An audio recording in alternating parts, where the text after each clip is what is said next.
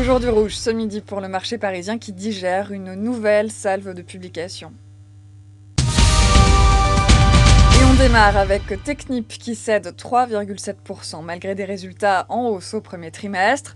Renault aussi est sanctionné par les investisseurs après un chiffre d'affaires en baisse sur la même période. Les bancaires pèsent sur la tendance, les replis sont de 3% environ pour Société Générale ou Crédit Agricole. Du côté des publications saluées, on retiendra PPR, toujours soutenu par ses marques de luxe, mais aussi Dassault Systèmes ou Safran.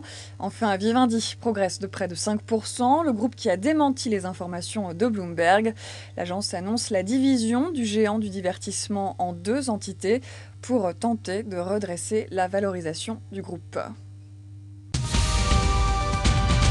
Et c'est sans surprise le grand plongeon pour Alcatel-Lucent avec un titre qui chute de près de 14% à la mi-séance.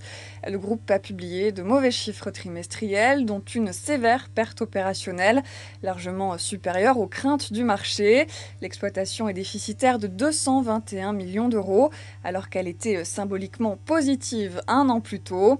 Le début d'année est donc difficile. Alcatel a notamment évoqué la baisse du volume d'activité et l'accélération de la transition des opérateurs de la 3G vers la 4G aux États-Unis. L'équipementier télécom a pourtant confirmé ses prévisions pour l'ensemble de l'exercice.